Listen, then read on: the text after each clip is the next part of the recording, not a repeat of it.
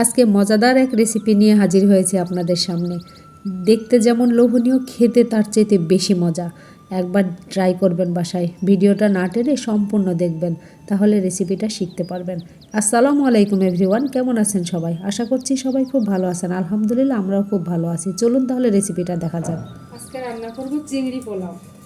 আমার যতটুকু লাগবে সেই পরিমাণ আমি নিয়েছি, আপনাদের যতটুকু লাগবে আপনারা কমিয়ে বাড়িয়ে নিতে পারেন। চাউল লাগবে, এখানে চিনি গুঁড়া চাউল নিয়েছি,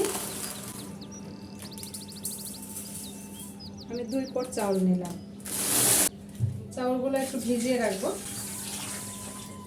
হ্যাঁ, চাউলটা ভিজতে থাক, ততক্ষণ আমি মাছগুলো কেটে নেব। এই যে মাথার এখান থেকে সব ময়লাগুলো বের করে ফেলেছি, আর এই জায়গাতে চাপ দিয়েই বের করে এই যে রংটা দিব। এটা দিব এই কারণে, আমার মাছটা বাঁকা হলে দেখতে ভালো। মাছটা কেটে নিয়েছি, মাছগুলো এখন ধুয়ে নিব। চিংড়ি মাছের কিন্তু যে এগুলোতে সব ময়লা থাকে, এগুলো সব পরিষ্কার করে নিতে হবে। সামান্য একটু লেবু দিয়ে দিলাম, তাহলে মাছের গায়ে যে ময়লাগুলো আছে সে ময়লাগুলো সব চলে যাবে।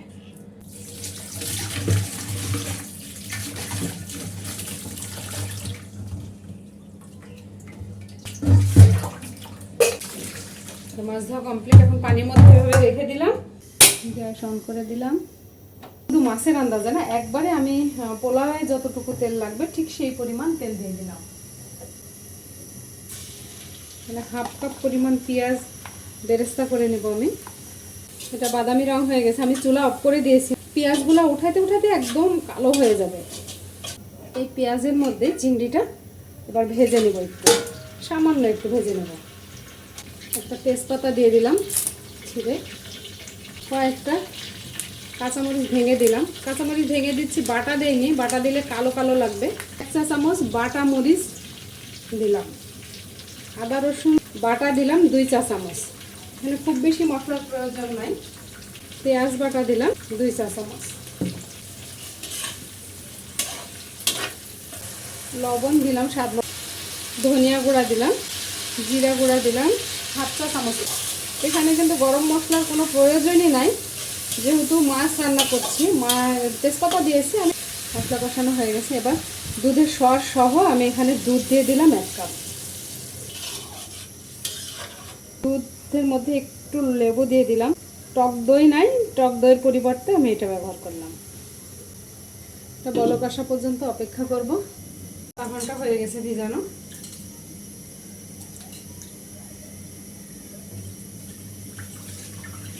এই চাউল জমজম চিনি গুঁড়া সুগন্ধি চাউল। এই চাউলটা এত ভালো, এটা কিন্তু বাড়িতে তৈরি হোমমেড চাউল। প্যাকেটটা শুধু প্যাকেটজাত করা। আর এই চাউলটা আপনারা যদি কিনতে চান আমার কাছে পেয়ে যাবেন। খুবই মজা, খুবই সুস্বাদু।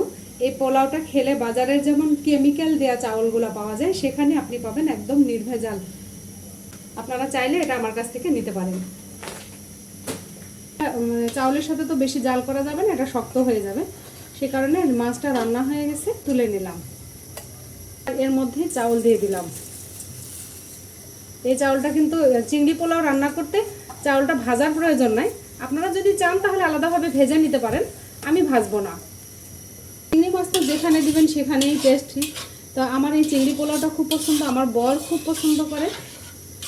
এখানে দুধ দেওয়া ছিল, সেই জন্য আমি এখানে পানির পরিমাণটা একটু কমিয়ে দিয়েছি। লবণটা কম হবে সেজন্য লবণ আবার দিয়ে দিলাম। ঢাকনা দিয়ে ঢেকে রাখলাম। বলক এসে গেছে, একটু নেড়ে চেড়ে দিলে চাউলগুলো চারিদিক থেকে সমানভাবে সেদ্ধ হবে। এই পর্যায়ে কিন্তু চুলার জাল একদমই লো রাখতে হবে, যেন চাউলটা খুব ভালো মতো সেদ্ধ হয় আর পুড়ে না যায়। এটা সেদ্ধ হয়ে যাবে, ভাতে থাকলে এটুকু নরম হয়ে যাবে। এখন এর ওপরে চিংড়ি মাছগুলো দিয়ে দেব।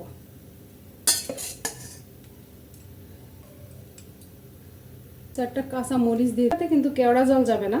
কেওড়া জল দিলে চিংড়ি মাছের যে ফ্লেভারটা আছে সেটা একদম নষ্ট হয়ে যাবে। আমি চাচ্ছি একদম অরিজিনাল চিংড়ির ফ্লেভার যেটা, সেটা। ঘিয়ের পরিমাণও খুব কম দিয়েছি। কালো গোলমরিচ দিয়ে দিলাম, রাখা কিছু বেরেস্তা তুলে রেখেছিলাম, সেই বেরেস্তাগুলো কিছু দিয়ে দিব এর সাথে, ঢেকে দেব।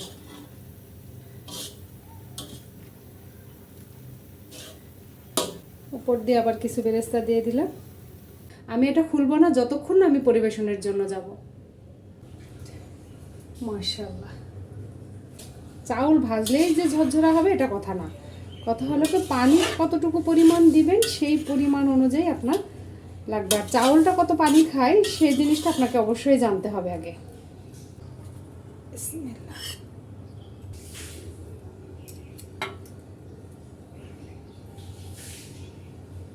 কি লোভনীয় লাগছে দেখতে। আর চিংড়ি মাছগুলো দেখুন কি সুন্দর শার্ট হয়ে আছে, বাঁকা হয়ে যায়নি। এবার খাওয়া শুরু করব, প্রচন্ড ক্ষুধা। মাশাআল্লাহ। রেসিপিটা ভালো লাগলে অবশ্যই লাইক কমেন্ট শেয়ার করবেন ফ্রেন্ডস অ্যান্ড ফ্যামিলির মাঝে, যারা নতুন তাদের শিখতে সুবিধা হবে। আপনাদের একটা লাইক কমেন্ট শেয়ার আমার রান্নার প্রতি অনেক আগ্রহ বাড়িয়ে দেয়। আগামী রেসিপি নিয়ে আসা পর্যন্ত নিরাপদ সুস্থ সুন্দর থাকবেন, আমাদের জন্য দোয়া করবেন। আল্লাহ হাফেজ।